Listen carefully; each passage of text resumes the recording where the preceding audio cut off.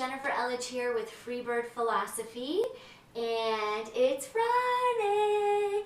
Ooh, ooh, ooh, ooh. And as promised, here is my video. I want to throw it out to you ladies and say thank you so much for all of your comments. Jackie, thank you. I think you had some great ideas, so I'm going to touch upon those today, girlfriend. So anyway, let's just jump right into it. Talking about beliefs here. How our beliefs about ourselves and the world around us can either help us to grow and heal and transform and spread our beautiful wings, or how they can hold us back and keep us from what we want to get out of life. So, Jackie, you talked about two things. You talked about the feelings and the beliefs of not feeling good enough or believing that we're not good enough. And you also talked about stress. So I'm going to just dive right in and say, first of all, ladies, we all deal with not feeling good enough. It sucks. I know. I do. But you know what? We are good enough and we're worthy.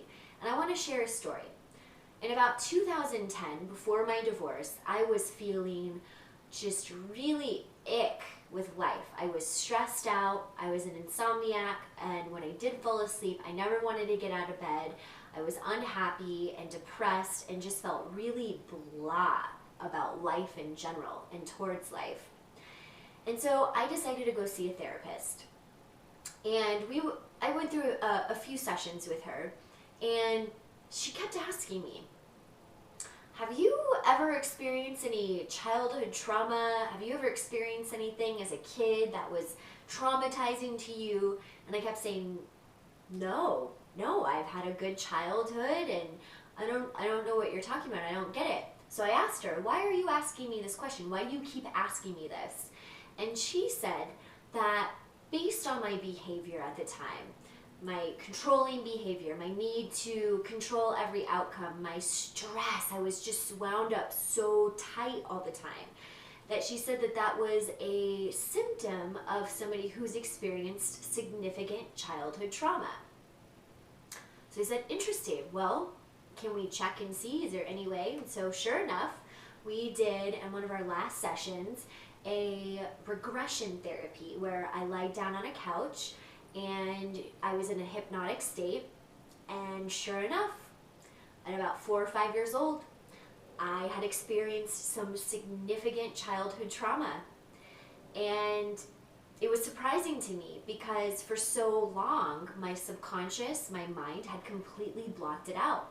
And as a result of it, how it was projecting itself was through my control, my stress, all of these things, closing myself off, being really angry, all of this. And I remember lying down on her couch just in tears. Absolutely overwhelmed by this. But it wasn't really sadness that I was expressing. It was more of a release. And I'm going to go into this further. Later that night, I journaled about it. And I remember specifically saying in my journal, writing in my journal, that I felt like for the first time, this was the first time I'd ever felt this concept, that I felt like I was looking at this little girl who was me, really, at the time that this happened. And I just wanted to give her the biggest hug in the world and tell her I'm sorry that this happened to you. And thank you for serving your purpose, which was in a way to protect me by keeping me closed and maybe keeping me smaller and having my barriers and my defense mechanisms. And I remember just crying because I felt such love and compassion to this little inner child inside of me who was really me. And so when we are face to face with these beliefs and these feelings of not feeling good enough, I want you ladies to take a moment and to really tap into this, because we all have this inner child who is begging for love and attention, and she deserves that love and attention from us, just as a child who would be crying, wanting a hug, we would give that kid, that child. I know a lot of you are mothers. I have nieces and nephews. We'd give that child that love. And we'd have that moment of just unbounded love. And we deserve that too. So maybe it's a project that you don't feel comfortable with. Maybe it's not perfect in your eyes. Or maybe you made a mistake and you got in an argument with your partner or a friend. And you're feeling like you're not good enough and you messed it up. You always do this. Just take a moment. Make a commitment to yourself that you're going to take a moment, that you're going to step aside, and you're going to put your hands on your heart and tap into that inner child and tell her, I love you. Thank you. What are you trying to tell me? What can I do to help you right now in this moment? And I guarantee you, sometimes when I do that, most of the time when I do that, I notice a shift right away, and I have the answers, and I know exactly what I need to do to take care of myself and to shift that perception of feeling not good enough to good enough. So I encourage you to try it, share it, would love to hear. The second thing was stress, and stress is huge, it's big. I don't like it, and I know who does like it, really? I wish it could just go away. Bye-bye, see you later. But fortunately or unfortunately, that's not the case. Stress is inevitable. It's going to happen. So I believe that when we get stressed out, oftentimes we do because it's stemmed from this belief that we are incapable, that we cannot handle this stress. And so we need to simply just shift our mindset, shift our perception into something that's more positive, that's going to help us to grow and to accomplish what we want and move forward. And so to me, stress, when I catch myself being in a frenzy, I will stop and I'll be like, hey, you know what? This is a great opportunity for me right now to strengthen my skills and to build my self-esteem and my self-confidence in myself, because I've handled stress so much.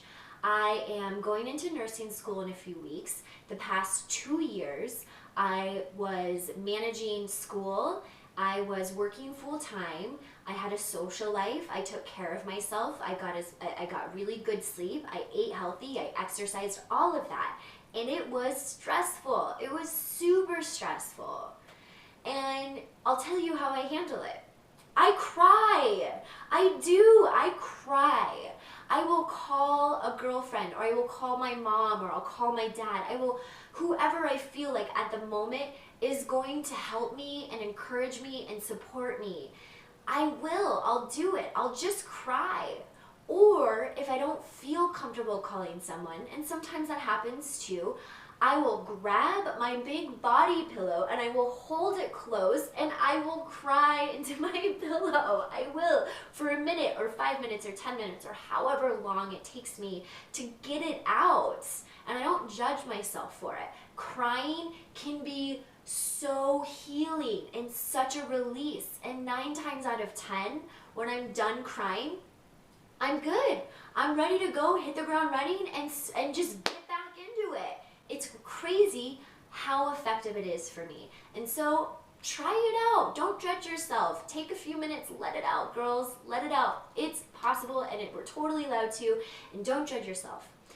Now, sometimes crying isn't the only solution. Sometimes that doesn't help me all the time. It helps, but then sometimes there's like certain situations where it's maybe more ongoing. So it lasts like a few days to a few weeks. For example, I just got accepted into nursing school. I'm moving to Denver. I had to find a new place to live. I had to deal with financial aid. I have to move. I have to do this and that and the other. I have to say goodbye to my friends. I mean, it's stressful. It's absolutely stressful. So when that happens, when it's something that is a little bit more ongoing, what I have trained myself to do is to slow down. slow everything down. And I know that it seems super counterintuitive to slow down when we're stressed. There's like this urge when we're stressed to just bulldoze right through it, to hurry and to rush. But I'll tell you what, when we're stressed, the number one thing that we need to do is to chill out and relax, because we cannot make any good, solid, sustainable decisions when we are stressed, panicked, or frenzied. I'll say that again. We cannot make any good, solid, sustainable decisions when we are stressed, panicked, or frenzied. So we need to slow down and give ourselves that time and space to chill out. So go make that green juice, go for that walk, phone a friend, go to that yoga class, do whatever you need to do to slow down and chill out. And oftentimes, more often than not, when I'm stressed and I give myself the time and space to slow down, the solution to my problem comes right up. Sometimes minutes, sometimes hours, sometimes it's just a few days. But trust the process and slow down. You're worth it and you're allowed to. So I hope this helps. I am so proud of you ladies. Please, by all means, if you have any questions, any comments, comment. Let me know. I'd be happy to help. Request me on Facebook. I am super excited to guest speak, and I want to give a special thanks to Kristen and Kayla for doing this, for starting up this Self-Love Challenge Tribe. I can't tell you enough how amazing this is, supporting each other, supporting ladies, bringing us all up. Let's rise, let's grow, let's do this. You're rocking it.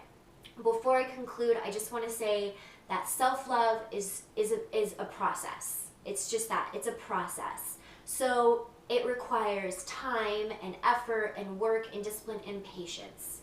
So ladies, be gentle with yourselves. You deserve it. You're worth it, okay? Be gentle with yourselves. It's an ongoing process. We're not always going to get it right the first time. I don't get it right the first time, but keep it up. You're on the right track. I am so proud of you. Thank you. Happy Friday. Mwah. Bye.